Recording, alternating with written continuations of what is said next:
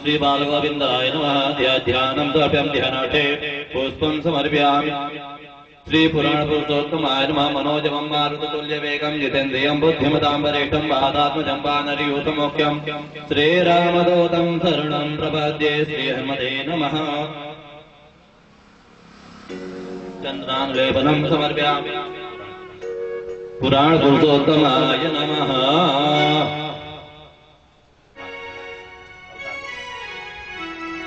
ओम ओघदेः प्रतिमोदधं पुष्पदेः प्रसोपदेः अस्वायुवते कुरे विरुधः पारयेत्। पुष्पं समर्पयामि। पुष्पमाल्यां समर्पयामि।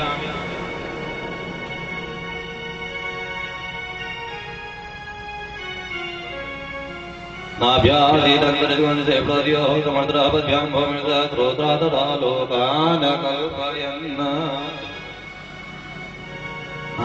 आत्मनेयं प्रत्यात्मनेयं सुधात्मनेयं जलं समर्पयामि।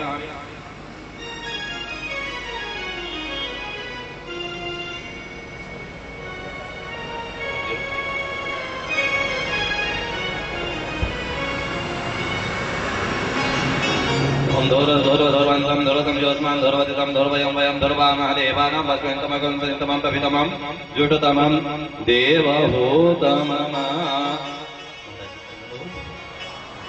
गुरुर्ब्रह्मा गुरुर्विष्णु गुरुर्देवो महेश्वरः गुरुः साक्षात् परब्रह्म तस्मै श्रीगुरवे नमः। गुरुचरणकमलेभ्यो नमः।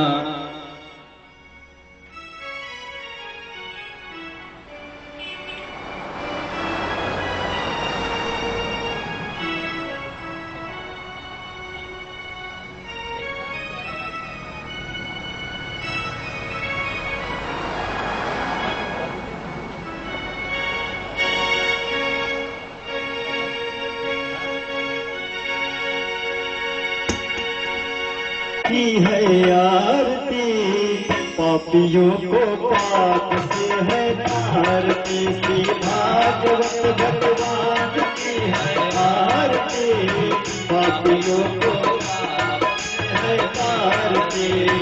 पापियों को पाप से है आरती। श्री भागवत भगवान की है आरती पापियों को पाप से है आरती। भागवत भगवान की है आरती पापियों को पाप से है आरती।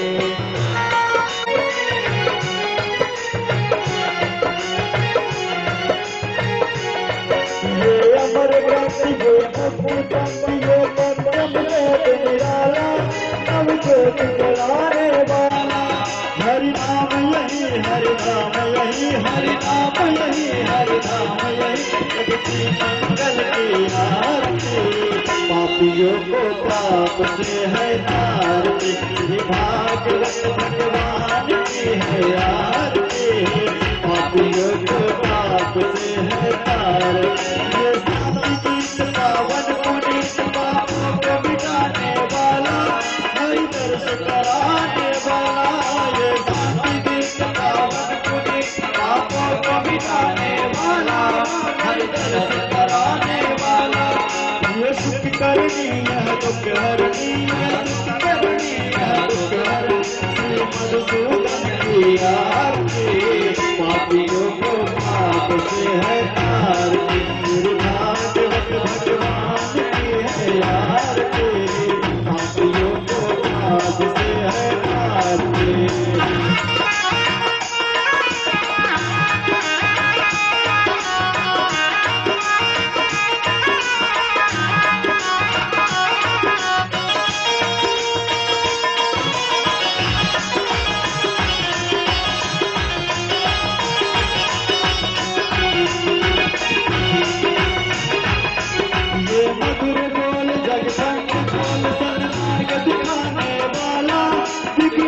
बनाने वाला ये बोल मार्ग दिखाने वाला बिगड़ी को बनाने वाला। श्री राम यही घनश्याम यही श्री राम यही घनश्याम यही प्रभु की महिमा की आरती पापियों को पाप से है तारती। भागवत भगवान की है पापियों को पाप से है मारते, पापियों को पाप से है मारते, पापियों को पाप से है मारते। नमः परमहंसा स्वादित चरण कमल चिन्ह मकरंदाय भक्त जन मानस निवासाय श्री रामचंद्राय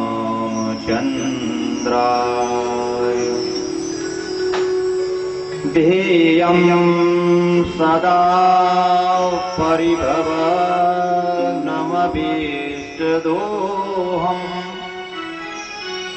तीर्थास्पदं शिवविरञ्चिनुतं शरण्यम् भृत्यार्तिहं प्रणतपालभवाभिपोतम् वन्दे महापुरुषते चरणारविन्दम्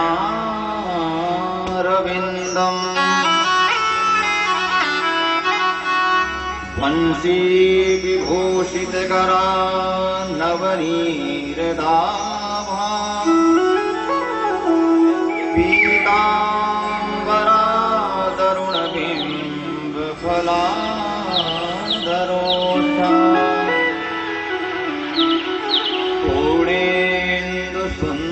मुखादरविन्दनेत्रा कृष्णात् परं किमपि तत्त्वमहं न जाने।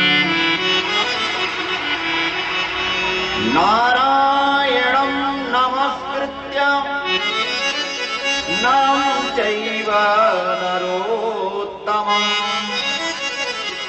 देवीं सरस्वतीं व्यासं ततो जयामुदीरयेत्।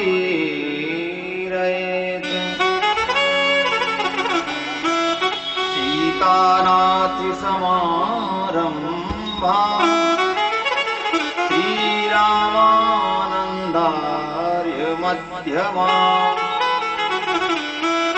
अस्मदाचार्यपर्यन्तां श्रीवन्दे गुरु परम्पराम्।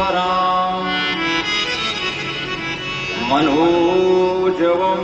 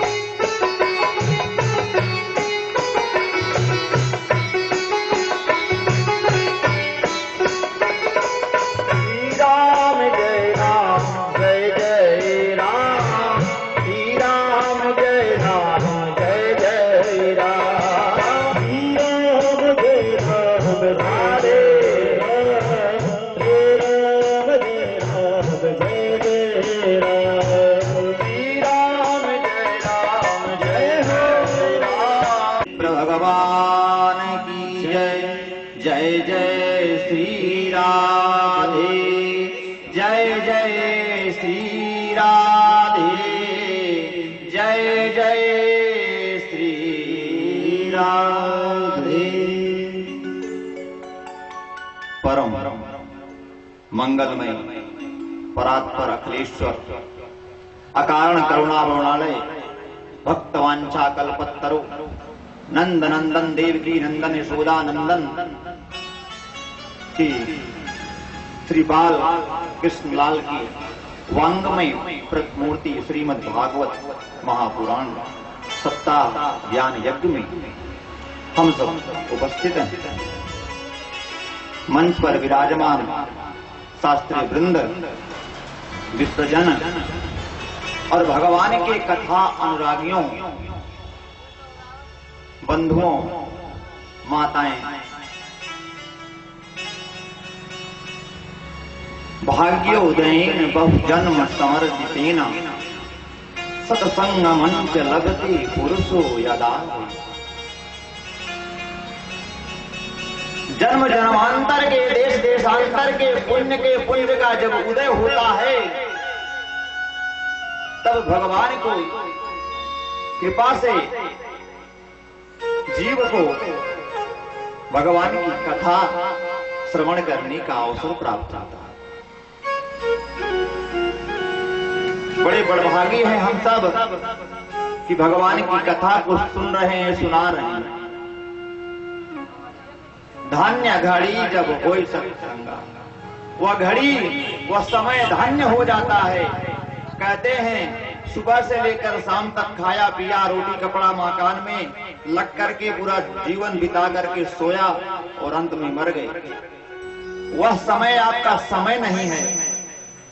उस समय में खाने पीने, रोटी कपड़ा मकान के साथ जो समय आपने परोपकार के लिए, धर्म के लिए, भगवान की कथा के लिए समय निकालकर आपने उसमें शामिल हुए, वही आपका असली समय है, वही आपके जीवन का असली घड़ी है।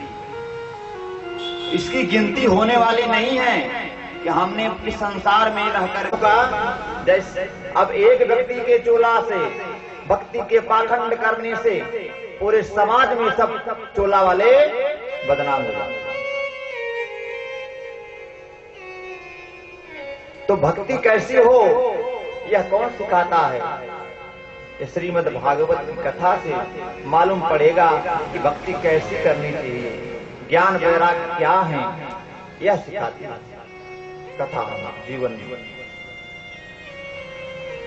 दूसरी बात आपने श्रवण किया कि पापी, पाप परायण भी व्यक्ति, जीव भी यदि भागवत की कथा का श्रवण कर ले तो वह पवित्र हो जाता है। प्रमाण के रूप में कल आप धुंधकारी की कथा को श्रवण किए कि महा चार्थिभिज्ञः स्वराट तेने ब्रह्म हृदयादि कवये मुह्यन्ति यत् सूर्यः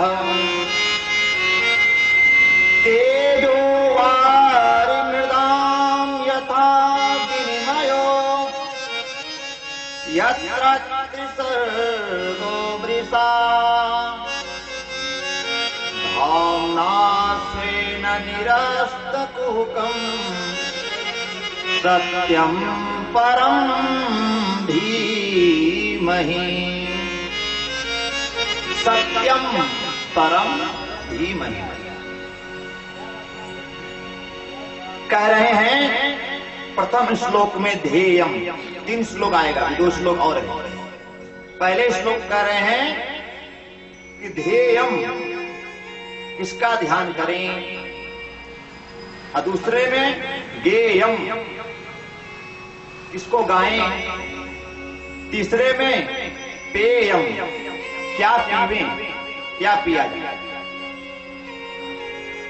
तो आइए सबसे पहले श्लोक का हम श्रवण करते हैं। किम ध्येयम, किसे ध्याया जाए, किसका ध्यान किया जाए। कहते हैं सत्यम परम धीमहि, कहा अभिज्ञः, कहा वह चेतना स्वरूप में है। सब प्राणियों में वह चेतन रूप में विद्यमान, हमारी जो सांस चल रही है परमात्मा की कृपा से वो हमारे हृदय में विराजमान है। इसलिए हम चेतन रूप में अपने हाथ पैर सिर को सबको इंद्रियों को चला रहे हैं। अभिज्ञः, वह चेतना स्वरूप में हमारे हृदय में, कण कण में, सब जीव में विराजमान है। तेने ब्रह्म हृदय आदि कवये कहा यही वेद पुराण ब्रह्मा जी ने संकल्प मात्र से, भगवान ने ब्रह्मा जी को संकल्प मात्र से सारे वेदों का सार बता दिया। गुरु परंपरा में हम लोग जब वेद पढ़ते थे तो गुरु जी पढ़ाते थे और हम लोग को याद करना पड़ता, श्रवण कराते। तो श्रवण जो किया गया उसी का नाम श्रुति रखा गया, इसीलिए वेद को श्रुति भी कहते हैं, क्योंकि श्रवण करके वह उपलब्ध हुआ।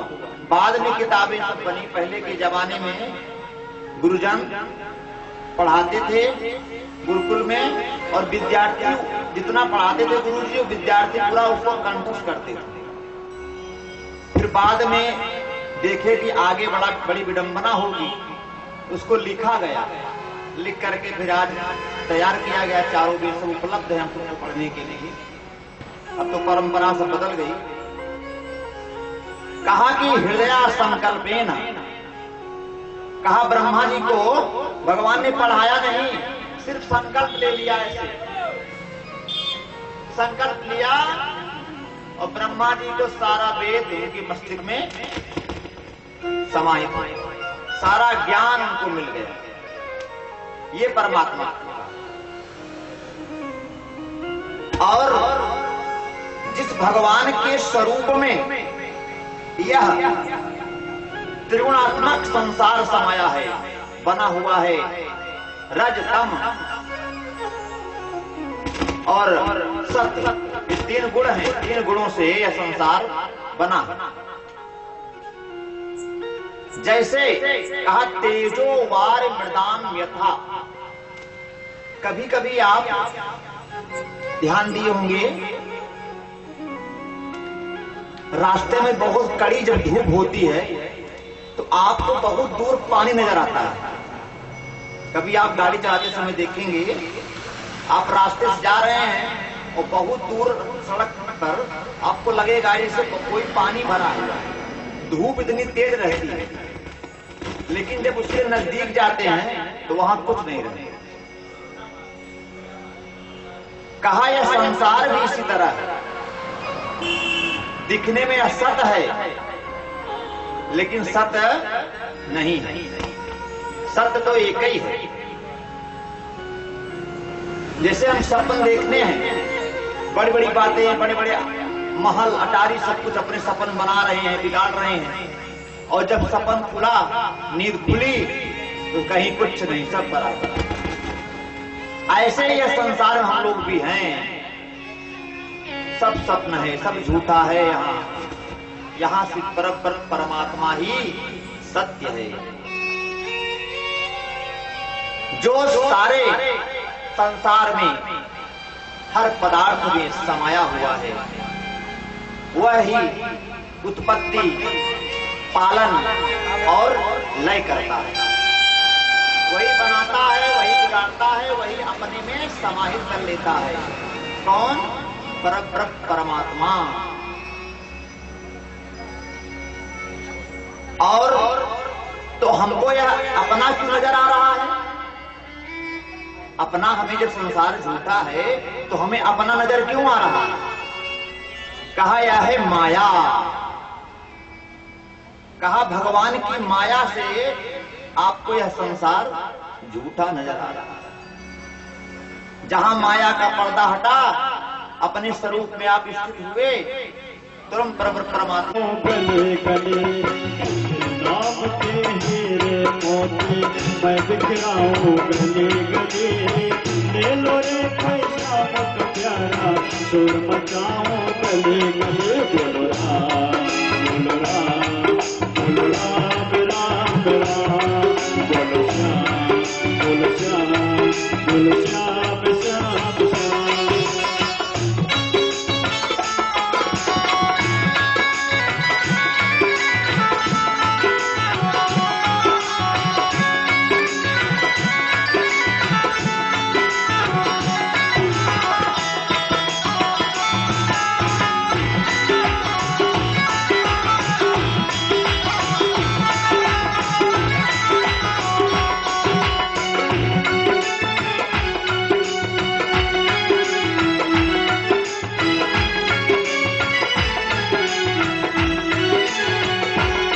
है कि ओ माया के दीवानों सुन लो, एक दिन ऐसा आएगा दौलत और माल खजाना यही पड़ा रह जाएगा। बोलो राम बोलो राम बोलो राम राम राम, बोलो राम बोलो राम बोलो राम राम राम।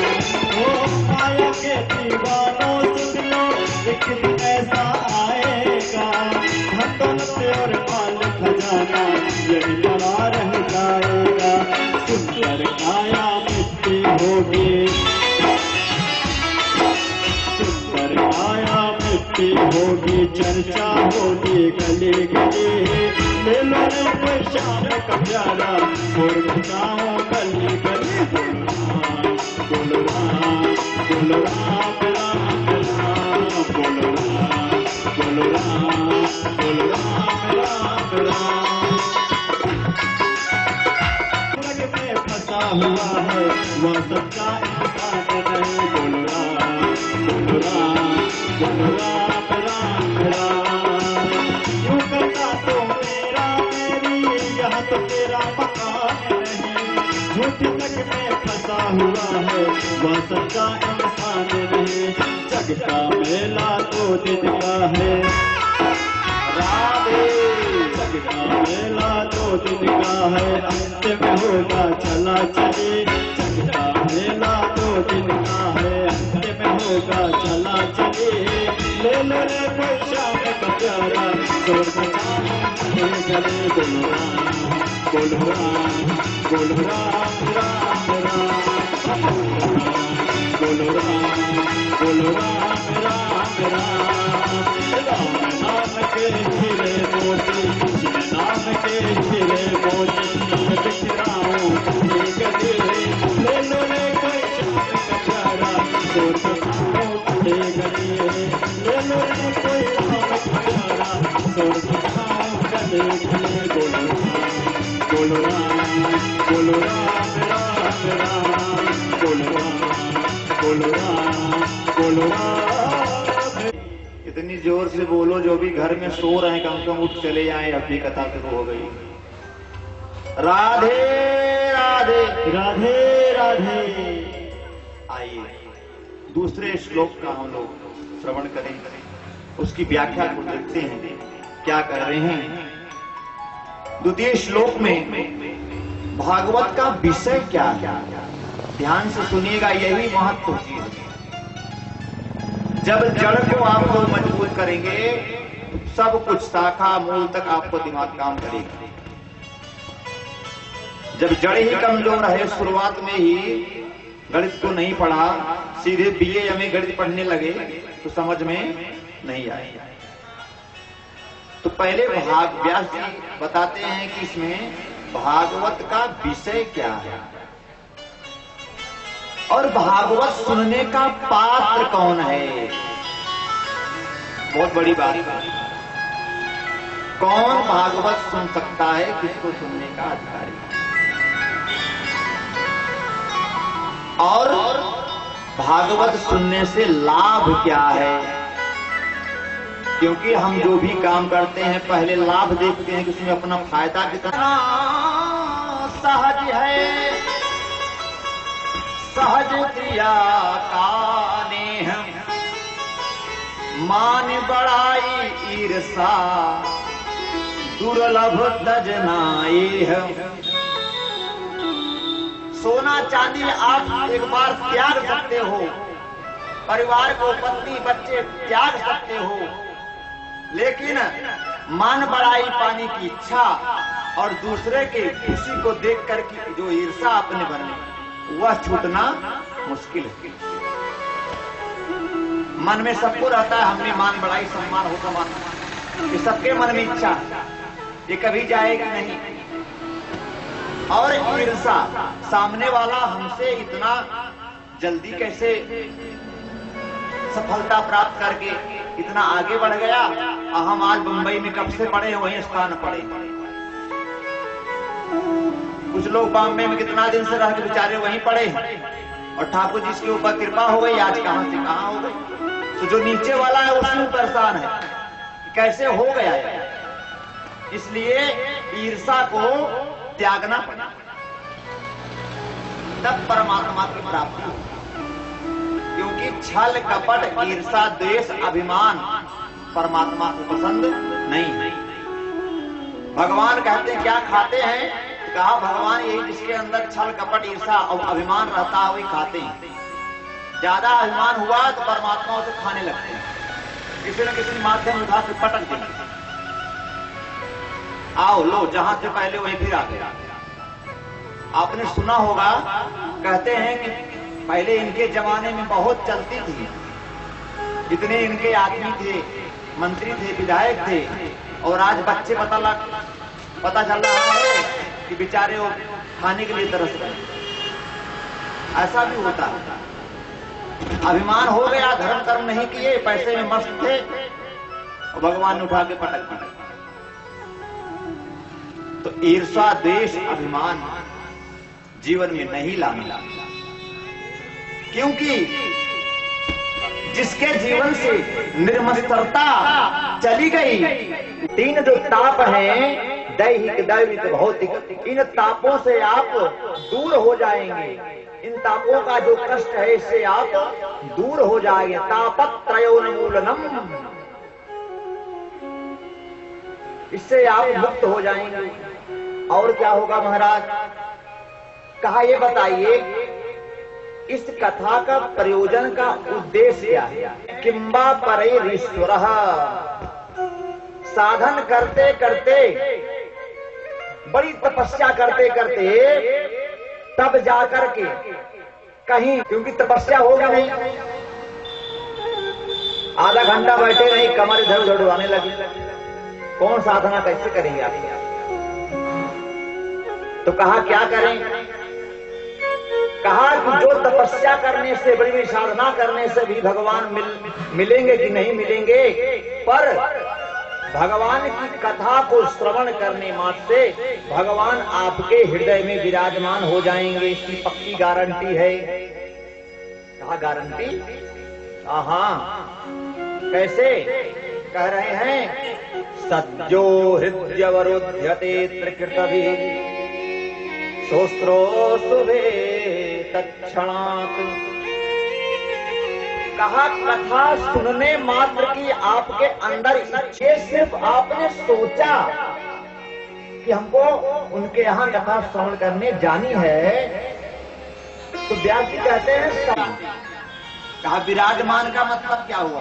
कहा विराजमान का मतलब ये हुआ कि जैसे हम लोग कथा में बैठे हैं, बीच में फोन आया तो हम उठ के साइड में बात करके फिर आके बैठ गए, ये विराजमान है। आप उठिए जाइए फिर बैठिए, ये विराजमान है। और अवरुद्ध मतलब क्या हुआ कि जैसे कथा में आप बैठ गए और बाहर गेट लगा हुआ, गेट बंद हो जाए कि अब 3 घंटा के बाद ही जाने को मिलेगा, चाहे फोन आवे चाहे कुछ आवे। कथा जब तक होगी तब तक आपको कहीं जाना नहीं, गेट बंद हो गया है, पट बंद हो गया है, तब आपको मजबूरी में 3 घंटा बैठना पड़ेगा। तो ये क्या हुआ? अवरुद्ध हो गए। मतलब 3 जब तक कथा हो रही है तब तक आप वहां अवरुद्ध हो गए, स्थायी हो गए। तो वही कह रहे हैं व्यास जी कि जब आप सुनने की जरा सी इच्छा किए, तभी भगवान आपके हृदय में आकर के अवरुद्ध हो जाते हैं, स्थापित हो जाते हैं। कहा जाते कब हैं? कहा कि जब कथा श्रवण हो जाती है, जब तक कथा श्रवण करोगे तब तक आपके हृदय में विराजमान रहेंगे। और कथा जैसे आप छोड़े तो ठाकुर भी चले जाएंगे और अपनी कृपा का हाथ आपके ऊपर रखे जाएंगे। ठाकुर जी चले गए तब तो कैसे कल्याण होगा, लेकिन कृपा का हाथ आपके ऊपर छोड़ करके फिर चले जाएंगे। फिर जब आपकी इच्छा होगी तब तक आपके हृदय में, देखिए जब तक आप पंडाल के बीच में भगवान की कथा के संग में बैठे हैं तब तक आपके जीवन में कोई आपत्ति नहीं आ सकती। 3 घंटे में अंदर में आपके जीवन में कोई कुछ नहीं होने वाला, क्योंकि प्रभु सब उस समय संभाला हुआ है, सबकी नस को पकड़ के रखा है, कहीं कुछ होने वाला नहीं, क्योंकि हृदय में विराजमान है। तो कहा कि सिर्फ सुनने की इच्छा मात्र परमात्मा आपके हृदय में अवरुद्ध हो जाए। बोलो राधे राधे। और मस्ती में राधे राधे। अब तीसरा तीसरे श्लोक में इसके भागवत के रस का महत्व बताया। यह एक फल है, इसका रस कैसा है? तो कह रहे हैं निगम कल्पतरोर गलितम फलम सुखमुखादमृत द्रव संयुतम पिबत भागवतम रसमालयम मुहुरहो रसिका भुवि भावुका नितराम गमयति बोधयति स निगमो वेद। वेद को ही निगम कहा गया। यह वेद रूपी इस विशाल कल्पतरु का यह परिपक्व फल है श्रीमद् भागवत महापुराण। तो किसी ने पूछा कि यदि यह भागवत रूपी जो फल है बहुत पका हुआ है, वेदों की उच्च शाखा से टपक कर नीचे गिरा होगा, तो क्या फूटा नहीं? जब फल है और पका हुआ है और ऊपर से गिरेगा तो फूट जाना चाहिए, फूटा क्यों नहीं? तो व्यास जी ने कहा शिष्य प्रशिष्यादि रूप पल्लव परंपरा। यह शिष्य जीवन पर्यंत आलयम कहा जब तक भगवान नहीं मिल जाते तब तक यह कथा श्रवण करते रहो, श्रवण करते रहो, करते रहो, करते रहो। ना इस जन्म में तो अगले जन्म जब जन्म होगा फिर भी कथा श्रवण करो। कभी तो दीन दयाल की भनक पड़ेगी कान। राम राम रटते रटते निकल पड़ेंगे प्राण, कभी तो दीन दयाल के बनक पड़ेंगे कान। अरे कथा को सुनते रहो, राम राम करते रहो, कभी तो उसके कान में आवाज पहुंचेगी और बुलाएगा, गले लगाएगा, चरणों की सेवा में रखे। इस तरह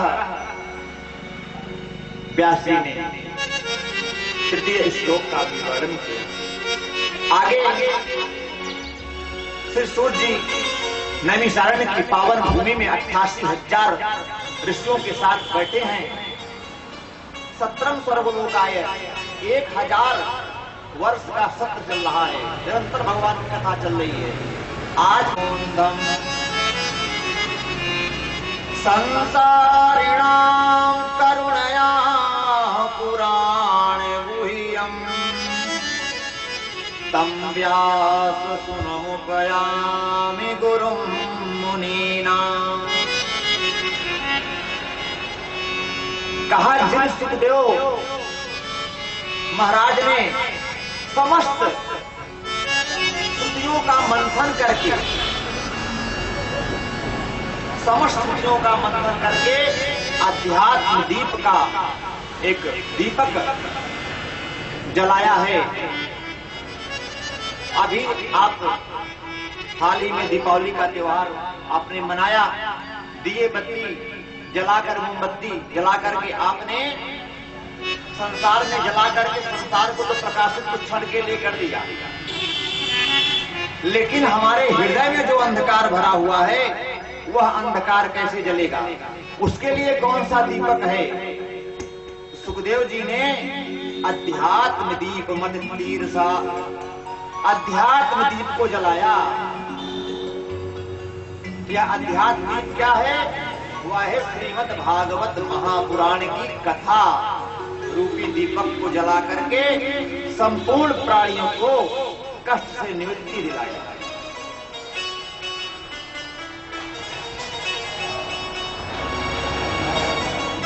सुखदेव जी का वंदन किया, प्रणाम किए, नारायण को, माता सरस्वती जी को वंदन किया, उनको भी आवाहन किया। अब सूत जी कहते हैं ऋषियों तुमने लोक मंगल के लिए प्रश्न किया है, इसलिए ध्यान से सुनो। कहा जीव मात्र का परम कर्तव्य है भगवान के चरणों में प्रीति। उसका क्यों श्रेय है, क्या कर्तव्य है मानो? हमारा कर्तव्य है भगवान के चरणों में प्रीति जुड़ जाना। यही बार बार कह रहा हूं, क्योंकि इसमें बार बार यही कहा है किसी भी तरह जीव को परमात्मा से जोड़ देना। क्योंकि जब तक परमात्मा की भक्ति हृदय में प्रकट नहीं होगी, तब तक कितने भी शुभ कर्म कर लो, आपका उसका फल मिलने वाला नहीं। और अगर उसी शुभ कर्म में आपकी भक्ति जुड़ी हुई तो परमात्मा मिल जाएगा। लेकिन वह शुभ कर्म कर रहे हो, वो भक्ति नहीं है,